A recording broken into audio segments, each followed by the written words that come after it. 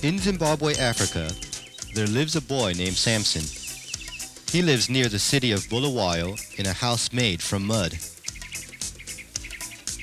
Samson has a sister named Siana.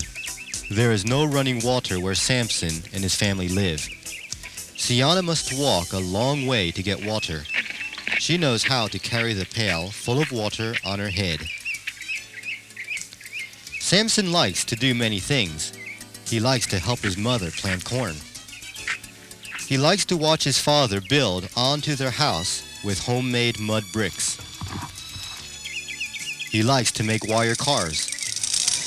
But the thing Samson likes to do best is play soccer. One Saturday, Samson's friend Temba came by and said, "Samson, tomorrow there is going to be a big soccer game. I am the captain for one of the teams. You are such a good player.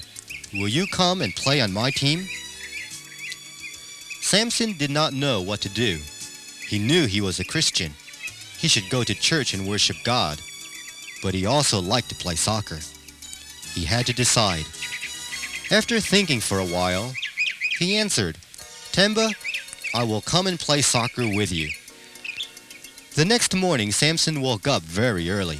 He had a plan. He put on his Sunday church clothes and went to his father. "Baba, may I go to church early so that I can invite a friend to come with me?" Samson knew that he was lying. He was only pretending that he was going to church. He knew that he was going to the big game. Father did not know this, so he answered, "Yes, Samson, you may go early. We will see you at church." When Father arrived at church, he could not find Samson. He was worried. He asked others, "Have you seen Samson?" But no one had. Father left church early to look for his lost son. He looked everywhere he thought his son might be. He looked at the school and the store, but he was not there. Then Father saw a soccer game going on in a faraway field. He looked very hard to see if he could see Samson. Before long, he saw Samson playing. Father decided to talk to Samson later. That night, Father called his family together around the outside fire. He said, "Tonight, I am going to tell you a story. I want you to listen very carefully. A long, long time ago, the Great One, Unkulunkulu, made the world.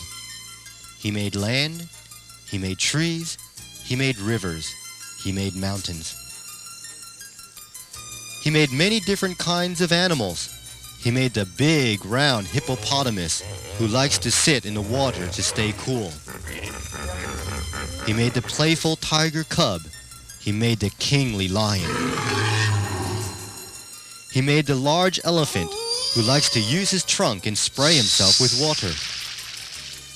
He made the long-legged ostrich, the armor-covered rhino, and a bad-tempered baboon.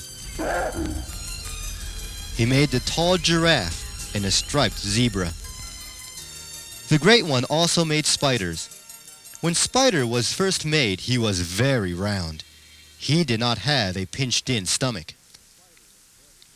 Spider was very happy-go-lucky. He was very lazy. The only thing he liked to do was eat. He liked to eat bananas, wild berries, corn, mangoes, nuts, and apples.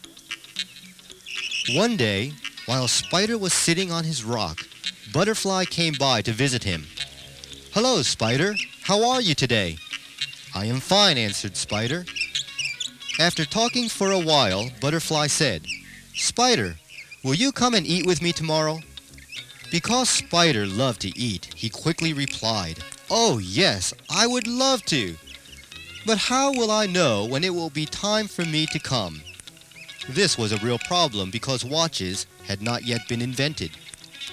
Then Spider came up with an idea. "I know what we can do. I will spin a web. I will tie one end of the web around my stomach. Butterfly, you can take the other end of the web. When you are ready for me to come to your house tomorrow to eat, pull your end of the web. When I feel the pull, I will know that it will be time for me to come." Butterfly thought that this was a very good idea, so he took one end of the web and flew home. After Butterfly left, Bee came by to also visit Spider. "Hello, Spider. How are you today?" asked Bee. "I am fine," answered Spider. After talking for a while, Bee said, "Spider, will you come to my house tomorrow and eat with me?" Because Spider loved to eat, he quickly replied, "Oh, yes, I would love to. I will make a web. I will tie one end of the web around my stomach. When it is time for me to come to your house tomorrow, you can pull on your end of the web. When I feel you pulling, I will come." Bee thought that this was a wonderful idea. He took one end of the web and flew home. Spider was very happy. Before he went to bed, he thought to himself, "What a lucky spider I am. I have been invited to 2 free meals in one day. I will go and eat at Butterfly's house first, and then I will go and eat at Bee's house. I am going to be a stuffed little spider." Then Spider fell asleep. The next day, Spider woke up ready to eat 2 free meals. Around noon, Spider felt a pull coming from the direction of Butterfly's house. Then, just as Spider was getting ready to go to Butterfly's house to eat, he felt another pull coming from Bee's house. Butterfly was getting worried. He had pulled the web of Spider to come a long time ago, but still he was not there. Butterfly decided he had better go and see what was wrong. Bee was also getting worried. He had pulled his end of the web, but Spider had not shown up yet. Bee decided to go and see what was wrong. Butterfly and Bee arrived at Spider's house at the same time. They were very surprised at what they saw. They saw Spider with his eyes closed and his tongue hanging out of his mouth. The web around his stomach was pinching him very hard. Spider was having a very hard time breathing. Butterfly and Bee knew that they had to help Spider. Butterfly took a knife and cut the web around Spider's stomach. But do you think Spider's stomach became round again? The answer is no. His body still looked as if it had been split in two, and that is how the spider got his pinched-in stomach. Samson's father then said, "This story teaches us a very important lesson.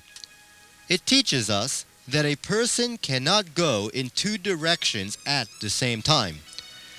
The Bible tells us in Matthew 6:24, no one can serve 2 masters. Either he will hate the one and love the other, or he will be devoted to the one and despise the other." Samson knew that his father was speaking to him. Samson also knew that he had done wrong. By deciding to play soccer instead of going to worship God, he was making soccer his master instead of Jesus. But he knew that Jesus should be his master. That night, Samson prayed to God and asked for forgiveness. Now Samson goes to church all the time on Sundays.